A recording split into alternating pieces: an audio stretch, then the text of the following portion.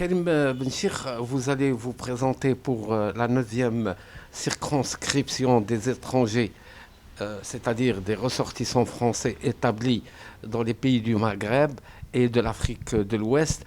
Présentez-vous à nos téléspectateurs. Oui, je suis Karim Benchir. Je suis né, j'ai grandi, j'ai fait mes études en Tunisie. Ensuite, bien sûr, une partie de mes études en France. Et cela fait 16 ans que j'ai l'honneur de servir mon pays en tant que diplomate. Là, j'ai pris une disponibilité d'un an pour pouvoir me présenter aux élections législatives. Mais avant, effectivement, mon parcours de diplomate m'a permis de travailler essentiellement sur les pays de la 9e circonscription. J'ai été en poste ici au Maroc, j'étais en poste à Washington, où j'ai travaillé sur le Sahel, à Paris, où j'ai travaillé sur l'Afrique du Nord, l'Afrique de l'Ouest et le Sahel. Et enfin, mon dernier poste était celui de consul général de France au Liban. Je suis le candidat de l'Union de la gauche et de l'écologie qui s'est incarné, comme vous le savez, dans cette formidable alliance, la nouvelle Union populaire écologique et sociale.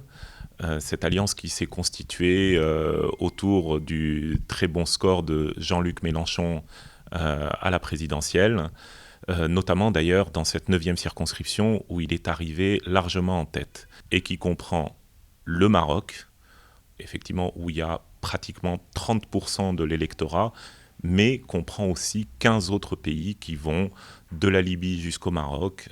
Vous redescendez jusqu'à la Côte d'Ivoire et vous remontez par le Niger et vous avez cet ensemble de pays qui est l'Afrique du Nord, de l'Ouest et aussi les pays du Sahel. Quels sont les points qui font distinguer l'alliance, cette alliance guidée par Mélenchon, par rapport à la situation ici dans cette région?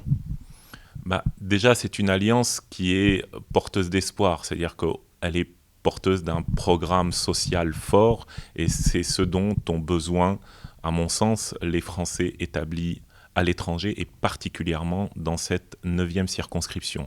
Et ensuite, il ne faut pas oublier que cette alliance constitue une dynamique nouvelle en France.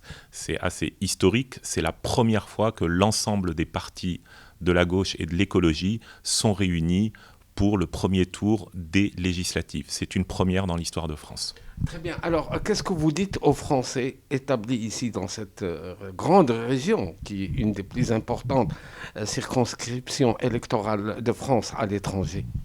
C'est-à-dire, quels sont les points que vous allez défendre? Écoutez, les points que je vais défendre sont assez clairs, hein. Ils sont dans un programme qu'on a établi ici avec les militants. Ça fait 6 mois en fait que je suis sur le terrain. Ça fait 6 mois que j'ai fait un certain nombre des pays de la circonscription, que ce soit en Afrique de l'Ouest ou en Afrique du Nord. Et on a construit avec les militants, avec les conseillers des Français de l'étranger, un programme assez solide avec plusieurs axes, effectivement, que sont l'éducation, la santé, ou les services publics. Et ensuite, il y a des préoccupations plus locales. Par exemple, ici, quand je suis au Maroc, on me parle énormément de la préoccupation visa. Et c'est une préoccupation légitime.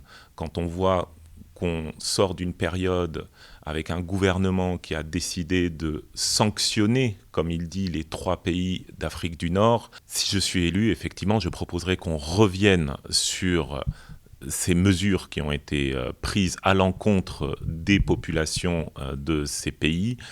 Et je proposerai aussi qu'on s'engage dans une politique plus cohérente de visa et qui vise au contraire à encourager la circulation, par exemple, des étudiants, la circulation des ascendants ou des descendants de Français, la circulation des conjoints de Français. Voilà, il y a toute une cohérence à mettre en place au niveau de la politique de visa. Très bien. Je suppose que vous avez d'autres points à défendre et à proposer à vos électeurs dans cette 9e circonscription. Oui, bien entendu. Tout d'abord, vous pouvez encore une fois le voir sur le programme, il y a un certain nombre de points qui sont liés à la défense du service public qui n'a cessé d'être démantelé toutes ces dernières années. Et pas seulement les 5 dernières années, c'est même sur les 30 dernières années. Savez-vous que ces services publics à l'étranger ont perdu 50% de leurs effectifs les 30 dernières années? Comment voulez-vous qu'ils puissent encore remplir leur mission auprès des Français de l'étranger? Donc oui, tout d'abord un renforcement des moyens humains et budgétaires de ces services publics afin qu'ils puissent remplir leur mission correctement auprès des Français de l'étranger. Ensuite, il y a le volet éducation. Comment garantir qu'aucun Français, aucun enfant français ne soit exclu du réseau éducatif français à l'étranger simplement pour des questions financières. Donc cela va bien entendu avec une ambitieuse politique d'exonération à l'égard des familles vulnérables, à l'égard des familles à besoins particuliers, mais aussi par d'autres mesures comme le plafonnement des frais de scolarité dans les établissements en gestion directe, et aussi retrouver une certaine ambition dans ce réseau, c'est-à-dire défendre un programme, voire même un projet pédagogique fort, fait aussi de mixité sociale, qui s'adresse pas seulement aux Français qui sont à l'étranger, mais aussi aux populations locales qui ont la nationalité des pays dans lesquels sont implantés ces établissements. Il est important aussi de pouvoir s'adresser à ces populations-là et pas seulement aux élites économiques de ces pays. Comment s'articule votre programme, sachant que pour cette 9e circonscription, vous avez une candidate, une rivale assez importante qui peut rivaliser la vôtre? Écoutez, moi ça fait 6 mois que je suis sur le terrain en train de construire un projet, en train de faire l'union avec les militants, en train de rencontrer les électeurs dans les différents pays de la circonscription. Donc c'est ce que je vais continuer de faire. Aujourd'hui encore, je suis ici au Maroc sur le terrain.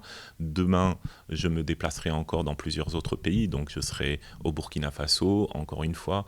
Je serai pour la 4e fois en Côte d'Ivoire, encore au Sénégal, en Mauritanie, en Tunisie. Donc voilà, je continue cette tournée. S'agissant de l'ancienne majorité, je remarque surtout qu'il y a une multiplicité des candidatures dans cette partie-là du spectre politique. Il y a une candidate qui a été investie. Bon, à 15 jours du scrutin, du premier tour, je vois surtout qu'elle n'est toujours pas allée à la rencontre de ses électeurs. Par contre, elle a encore pris le temps hier d'aller faire la campagne pour ses collègues ou autres à Paris dans le 11e arrondissement.